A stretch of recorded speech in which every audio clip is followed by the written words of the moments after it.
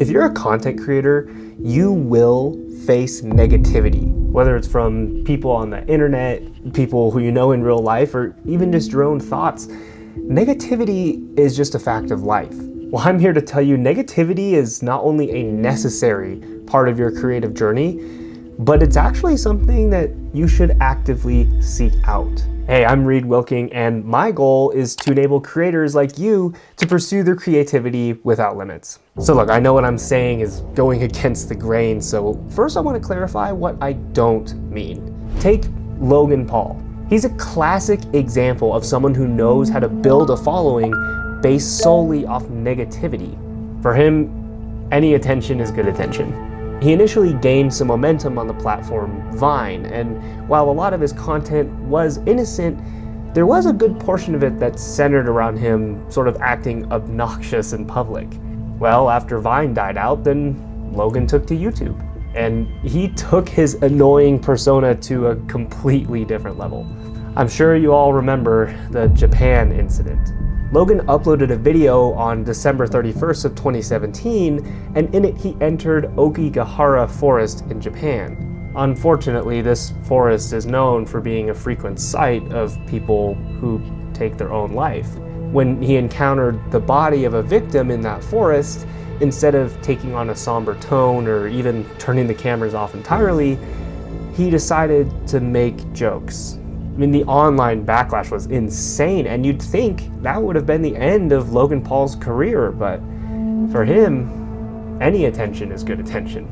Long story short, he continued to upload, and during the COVID pandemic, he was bigger than ever. But then it came out that Logan intentionally launched what ended up to be a massive scam, convincing his followers to spend their hard-earned money and then failing to deliver what he called Crypto Zoo. And again, you'd think that would stop him, but no.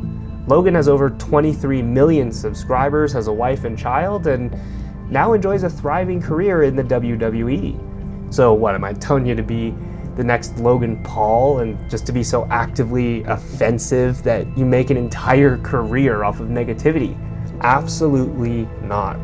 Look, Logan Paul is undeniably successful, but I doubt anyone watching this video wants to have a reputation of just being a terrible person. Or I guess if Logan's reputation is to be believed, then I don't think anyone wants to actually be a terrible person.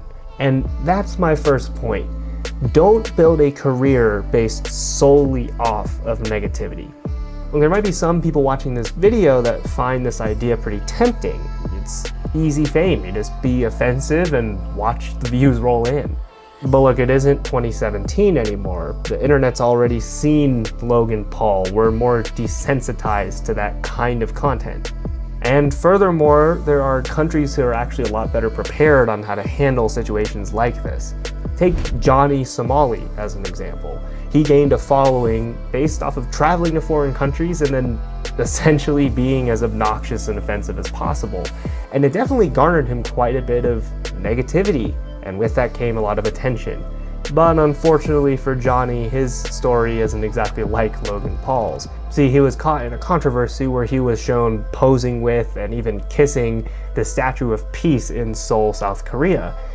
Unfortunately, that statue is a tribute to women who were forced into sexual slavery during Japan's invasion of Korea from 1910 to 1945. Johnny now faces 8 criminal charges in South Korean court and could face up to 31 years in prison. Look, getting into this rat race of trying to shock others and garner negativity and build a career off of it, it just isn't worth it. But look, I know that most of you watching this video probably aren't trying to get 31-year prison sentences by committing crimes on camera. But even so, negativity poses a real problem for creators. It can decrease your self-worth, it can kill your motivation, and even get you to the point where you don't want to create anything at all anymore. Our society's solution to the problems that come with negativity is to paint it as something to overcome or to eliminate or to conquer. But the insidious lie that you've been told is that the most successful people somehow just transcend negativity altogether. That somehow now they're just immune to it entirely, and for them, it doesn't even exist. That is simply not true.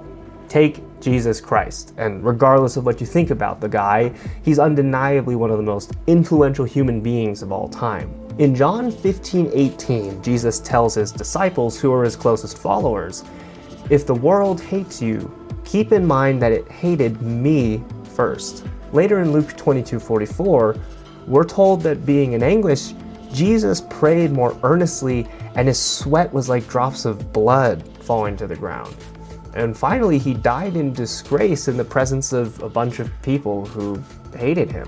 Jesus, who's arguably the most famous person in the past 2,000 years, was publicly executed and was so stressed that he was sweating blood. This is a real medical condition, and it's called hematidrosis. It's when you're so stressed, you have so many negative thoughts inside of your head that you literally sweat blood. It doesn't really sound like a guy who conquered or eliminated all the negativity from his life. And look, if you still don't believe me, take a look at this clip from Mr. Beast, who's the most successful YouTuber of all time. Has any of that stuff ever got to you? Any criticism? Oh, of course. Yeah, I mean, all criticism all the time does. Did you catch that? Criticism gets to him all the time. Mr. Beast hasn't eliminated negativity or conquered it at all, and yet he still has over 400 million subscribers. And that's my second point. Negativity is not something to eliminate. Look, if you spend the rest of your creative career just trying to eliminate all the negativity from your life, you're never actually going to be able to. See, the larger your following becomes, then the more people are going to start to post negative comments. And if you try and solve that problem by just censoring those people, well, then other people are probably going to notice, and then they'll respond negatively.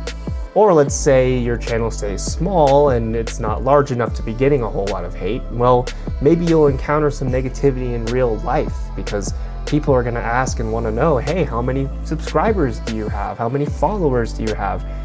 And if it's not that much, then those people probably won't take you very seriously.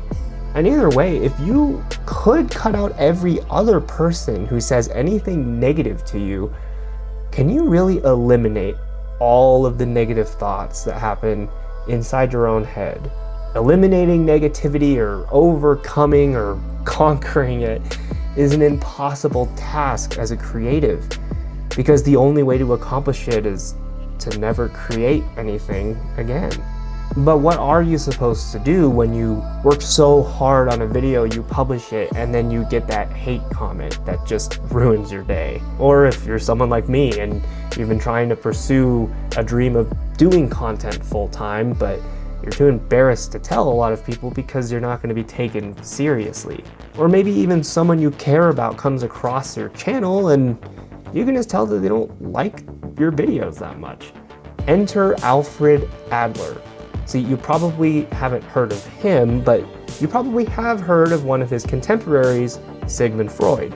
See, Adler was a pioneer in the field of psychology, or the study of the human mind and how it affects behavior. Adler points out something very important, that we have to disregard other people's tasks. See, as content creators, it's really easy for us to get obsessed over the feedback that we get on our videos, whether it's likes or comments or our YouTube analytics page. But we need to keep in mind that ultimately, those things are not our responsibility. Our responsibility as creators is to make the best content that we can. And once we do that, we're done. It is your audience's responsibility to react to your content, not yours. We all need to stop carrying around this weight of feeling like we've done something wrong if people dislike the videos that we put out. I'm gonna say it again, their reaction is their task, not yours. And look, I'm obviously not telling you to just ignore your YouTube analytics homepage or to never interact with the audience members that don't like your videos. Those things are important. But remember, fundamentally, it's not your task to change other people's reaction to your content. Now, once we understand that, we can understand Adler's conclusion, which also happens to be my third point. See, Adler points out that it's tempting for us to take on other people's tasks, meaning that we're tempted to live to please other people. Every time somebody dislikes you or something that you create, it's tempting to take on the task that now you have to change that person's opinion. And remember, that is not true. If you live your whole life trying to please everyone, you're never going to accomplish that, because different people are going to want different things from you. Some people are going to love the content that you're putting out, and that's great. Some people aren't going to like it as much. But then if you try and listen to this group of people who don't like it, and then you change your content so that they do, then the people who initially loved your content, maybe they won't like your new content anymore. You can never please everyone because it's not your task to actually do that. So Adler says that you should be seeking to be disliked by some people, and that is real freedom. The only way to be truly authentic to yourself as a creator is to stop carrying the weight of other people's opinions. Some people are going to love your content, and some people are not. Good. That means you're actually creating something that's true to your creative journey. Because in life, some people are going to like you and some people just won't. So your content should reflect that. And if nobody dislikes your content, well, that really just means you haven't made enough content yet. The only people who don't get any negativity online are the people who haven't been doing it for very long. When you have some people who are reacting negatively to you, that's a good thing. Or in your own head even, if you're doubtful about this video that you're putting out sometimes, and you go back and forth between, this video is great, or this video is terrible, that's a good thing. That means that you're growing as a creator, and that you're doing something that's stretching you outside of your comfort zone. Or if the people who you care about in your life just don't understand what you're doing as a creator, that's a good thing. Because that means that you're taking a risk, and man, what's creation without a little bit of risk? Do you see what I'm saying? Your goal as a creator is not to build a career solely based off of negativity. That's going to turn you into a person that you don't really want to become. And your goal isn't to just eliminate negativity altogether, because that's an impossible task. Rather, your goal is to look for some negativity in response to your content as a measure of your success. Subscribe.